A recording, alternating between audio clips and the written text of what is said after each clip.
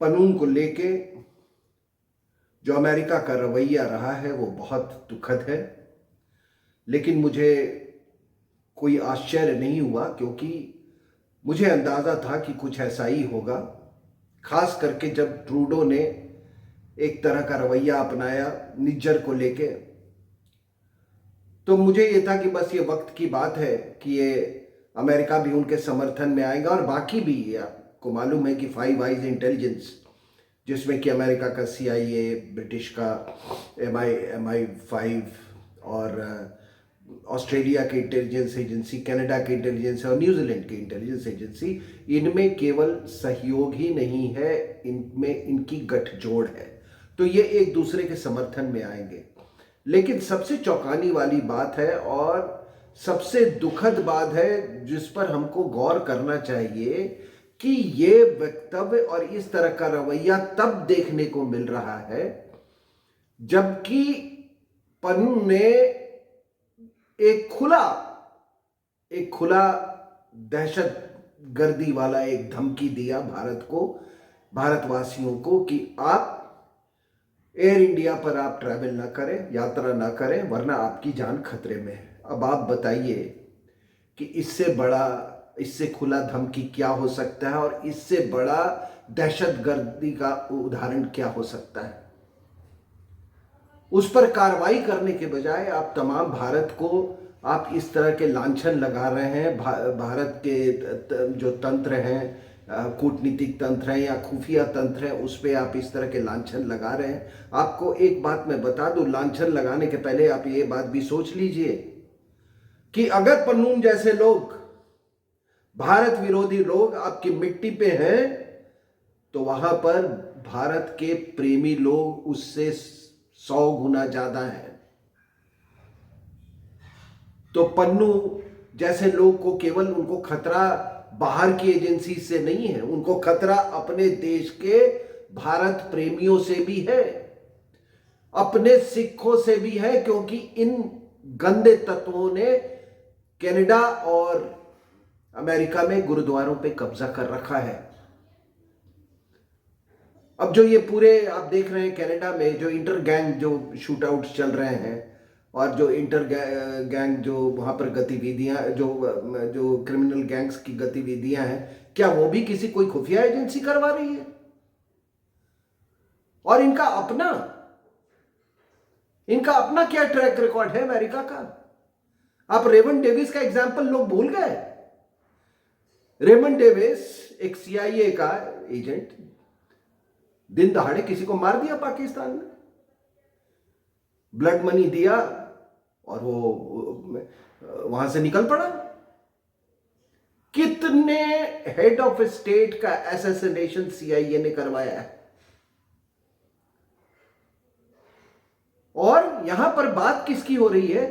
बात हो रही है एक ऐसे दहशतगर्द की जो कि विमान उड़ाने की धमकी दे रहा है। आपने तो 9/11 के बाद पूरी दुनिया को आपने कहा कि वॉर अगेंस्ट टेररिज्म का आप हिस्सा बन जाइए।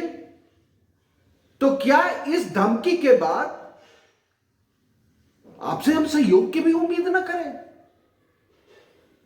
और तब आप प्रजातंत्र के मालिक बन जाते हैं, पूरी दुनिया के आप ह्यूमन राइट्स के मालिक बन जाते हैं। माफ कीजिएगा, इस घटना के बाद आप पर कोई भारतीय कभी विश्वास नहीं करेगा। हमारे दर्शकों को यह भी मालूम होना चाहिए कि अमेरिका और दहशतगर्दी का पुराना रिश्ता है। लोग ये न भूलें कि आज की ग्लोबल जिहाद का जो निर्माता है, जो आर्किटेक्ट है, वो यूनाइटेड स्टेट्स ऑफ अमेरिका था, जिसने CIA के साथ मिलके 80 के दशक में ये ग्लोबल जिहाद का पूरा आर्किटेक्चर तैयार किया था। लोगों को यह भी मालूम होना चाहिए कि ISIS का भी निर्माता निर्देशक यूनाइटेड स्टेट्स ऑफ अमेरिका था।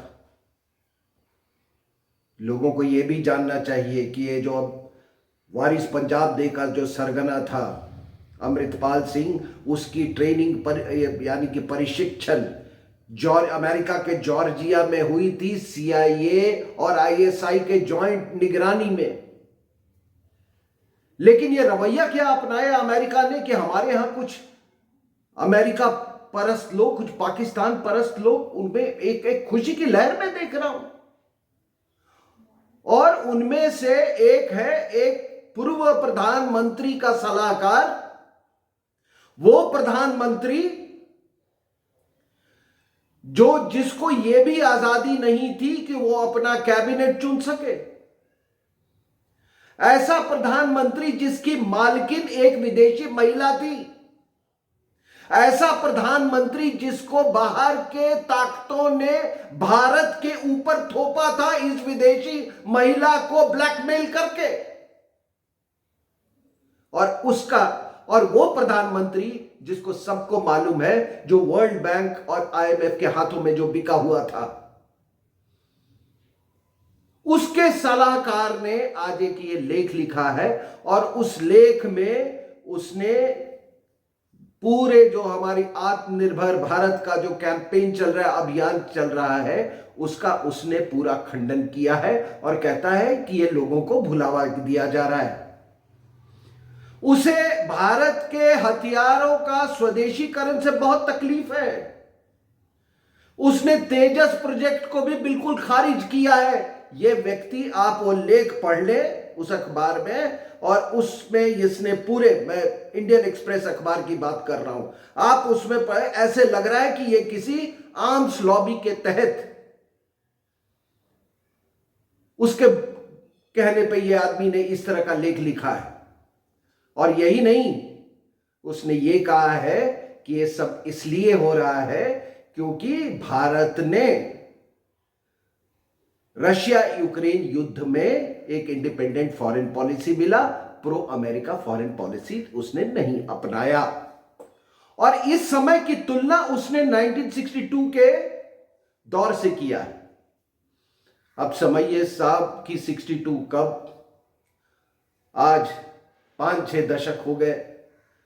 क्या इस मूर्ख को मालूम है कि today India is the fastest growing economy in the world? अभी के फिगर्स, जीडीपी ग्रोथ रेट जो 2-3 दिन पहले आए हैं इस क्वार्टर के लिए, वो 7.6% है। और उसने ये ऐसे ही लोग हैं जिन्होंने पाकिस्तान और अमेरिका के साथ मिलकर 26 से 11 करवाया था। क्या यह आपको मालूम है? क्या आप इस बात की कल्पना कर सकते कि 26 से 11 जैसी घटना को अंजाम देने में अमेरिका को कोई हाथ नहीं था, जो कि उस समय पाकिस्तान, अफगान पाकिस्तान रीजन में बैठा हुआ था। और फिर ये हमको सीख दे रहा है कि अभी भारत की इतनी शाख नहीं है कि वो बिल्कुल इंडिपेंडेंट फॉरेन पॉलिसी, एक आजाद विदेश नीति अपना सके। तो ऐसे लोगों को आप क्या कहेंगे?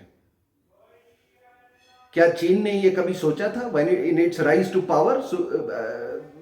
आज का जो उसका जो स्टेटस है, पावर स्टेटस, चीन ने तो कभी नहीं सोचा था, क्योंकि उसने शुरू से इंडिपेंडेंट विदेश नीति अपनाया था।